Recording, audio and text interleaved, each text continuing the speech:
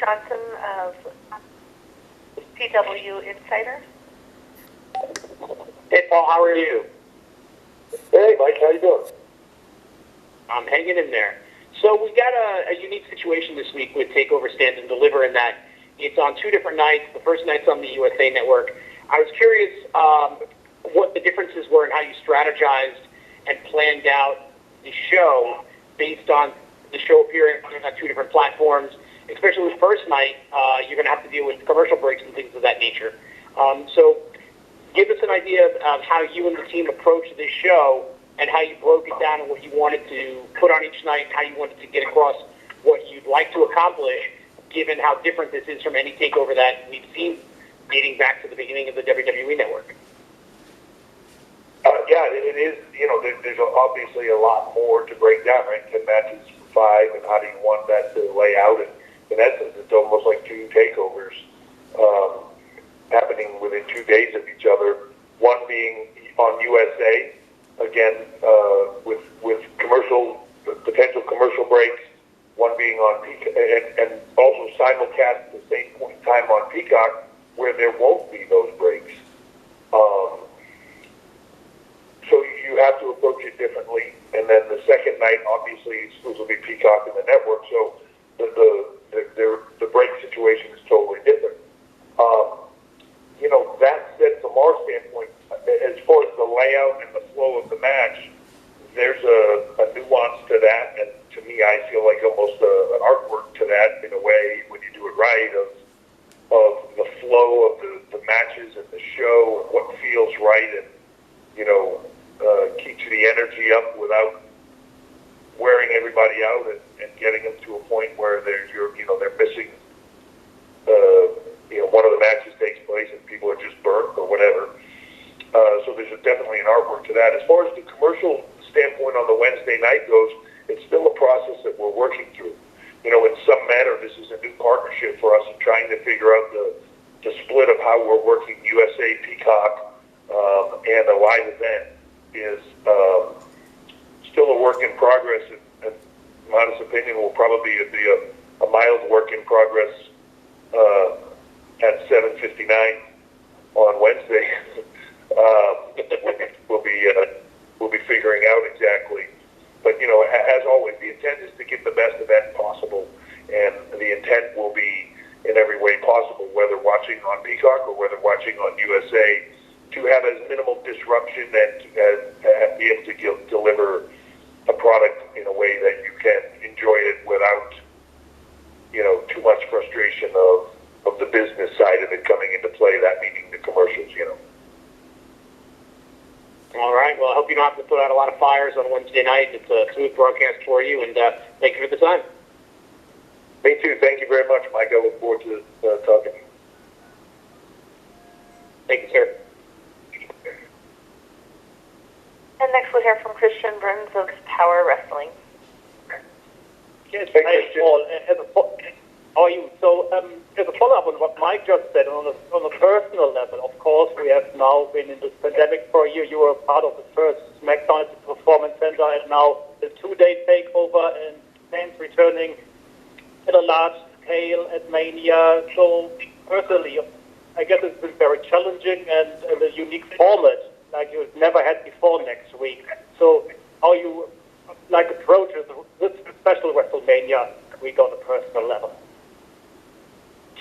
Yeah, it's if you would have gone back just a few years ago, WWE did an ad that was basically put out there to thank fans, and it was Daniel Bryan coming out on a stage doing the yes chant with no fans there, and how weird that was, right?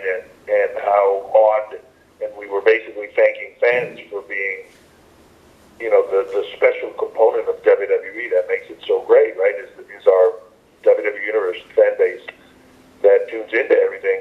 It was almost unthinkable that there would be shows without people in them, and then here we are a few years later.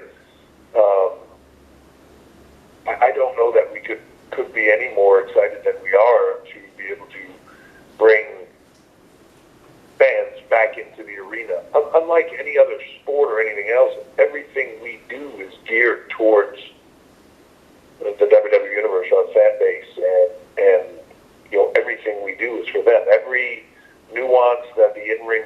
performers do, every motion that they make is to get a reaction from those fans that are in attendance and watching around the world. And the ones that are in attendance are the ones that are guiding and driving what you do. I think you probably most of you read an interview or saw an interview with Edge the other day where he said that it's so weird to go into WrestleMania and not really know what to expect reaction-wise. And we used to have that in the past, certain places where you would go where certain towns they would boo a performer, and in other towns that guy couldn't be any more of a babyface. It's just a weird time, but the excitement level of bringing our fans back on any level, and for me personally, it's everything. I'm optimistically, I'm just cautiously, let's just say it this way, I'm cautiously excited about it, and I hope that we can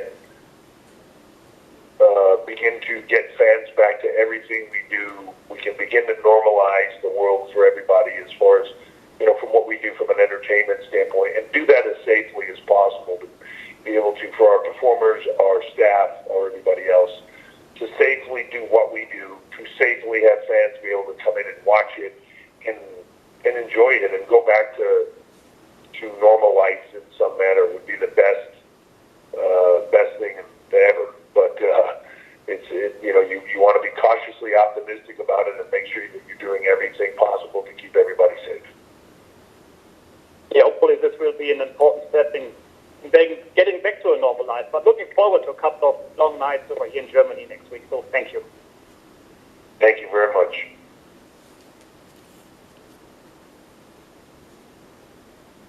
Okay, and our next question will come from James Varsalone of Miami Herald.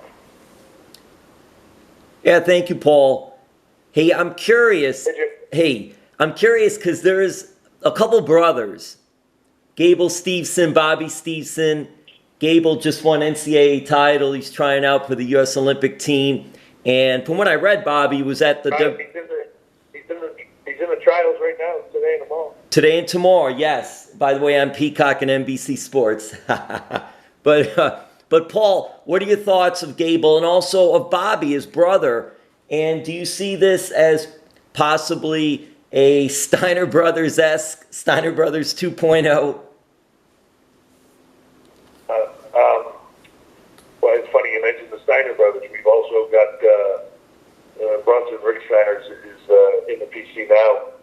And when you talk about how big of an athletic prowess on both the Steiner Brothers back in the day and the level of stud athletes that they were, the nut didn't fall far from the tree on that one, Bronson. Let me tell you that.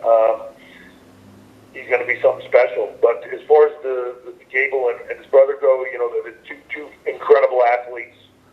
Looking forward to working with both of them, if that's what the future brings.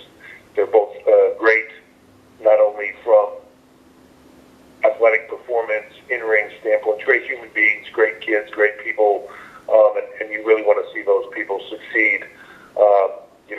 Gable is his brother's a little bit further down the pipeline with us, but Gable's, as you mentioned, got the Olympic trials now, and then we'll be prepping more than likely for the Olympics going forward. So he's got a lot on his plate and a lot riding on his future, and he's going to be very successful in whatever he decides to do. So they're an exciting duo, that's for sure. And again, best thing in the world, just great people. Thank you. And next we'll hear from Aleister McFarlane of Metro UK. Hi, Paul. How's it going? Great. How about yourself? Yeah, not too bad, thank you. I wanted to kind of ask you about Olmos, who obviously is going to make his in-ring debut at WrestleMania. He's come through the PC, but is, I guess, relatively an unknown commodity for fans, having bypassed NXT television. So what do you think fans can expect there, and having sort of worked with him, how do you see his potential? So he's a sponge. When you're when you're as big as he is and unique as he is, the spotlight is bright, right? And people just can't wait to see what you can do. So you have to be cautious with it and how you do it. Hopefully we're giving him just enough to chew on at each moment in time that it works wonderfully. He's got a bright future. Again, just a quality person, great guy, humble, just loves what he's doing, couldn't be happier. He's one of those just success stories that when I see him, he makes me smile. You know, he's just one of those guys, and you just want to see him succeed. And again, when you're that big, he's an incredible athlete. This takes a long time. What we do, WWE superstars, not something that you know, sort of open up the door and walk in and hey, there you are. Even people that have been doing it for a long time, you know, it just takes a while, and your improvement is consistent and constant, and then you get to a level where you succeed. And people think, well, that took a long time, or they think, why didn't they do it sooner? Because they weren't ready yet. But he's a sponge for it. He works really, really, really hard. And so the thing is, it's funny that people just see what he does on TV. So they see him the one time a week on TV or whatever. They don't see him in the gym still at the PC. They don't see him in the ring at the PC. They don't see him training every day still to be something special. So he's putting in the effort. He is, like I said, a sponge, and just really is one of those hard work ethic people that is putting in the effort to really be good at this, and I think he will be. And you're going to get to see that firsthand at Mania. That you know, he's not just the big dude standing there. He's going to. I think he's going to shock a lot of people.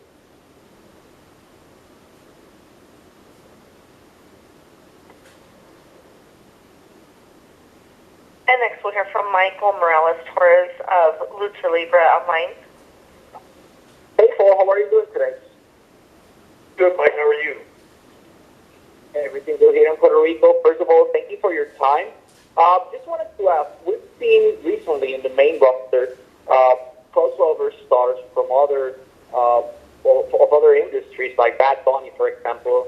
We're going to see Logan Paul as well on SmackDown, and highly probable at WrestleMania because he stated on his podcast. So regarding NXT, is adding crossover superstars from other industries a possibility in order to engage a bigger audience? Yeah, I think you know, you saw we did it last year with Pat McAfee. I think you see that there's always opportunities to do, you know, the one-offs or the things here, especially when it's with somebody that really loves what we do and is engaged. To me, when it's like that, when it's Bad Bunny, and you know, I've watched fans sometimes that say, "Oh, I wish these celebrities would stay out," or you know, well, the first time he takes a bump, he's going to run away crying, or something like that. Now, what they don't get is he's been at the Performance Center for the last 3 or 4 months, training every day. You know, he moved himself. He wanted to do this. He moved himself to Orlando. He's been there every day, working, I mean, hard. So, you know, I'm going to say he's earned my respect on every level. And, you know, I have respect for him for what he does, but he's earned my respect in what we do. It takes a lot to go through what we do. Not everybody wants to do it. Not everybody wants to work hard. They want the moment, but they don't necessarily want to do the work that requires you to get there or put in the effort to live up to the role and to the people that you're going to be working with. He's done all of it. So to me, that's impressive.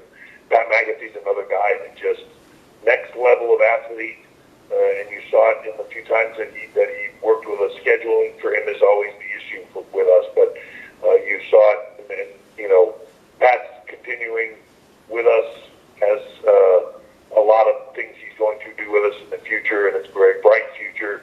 But his in-ring stuff, you know, was second to none because he worked so hard at it. And for me, if you have passion for what we do and passion for what we do in the ring, and you're willing to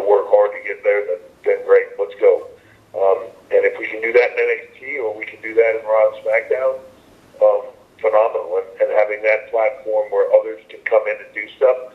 You'll definitely see that. You'll definitely see more crossover stuff, both from Raw, from SmackDown, and from NXT. So it's always good when you can do that and engage people from the outside.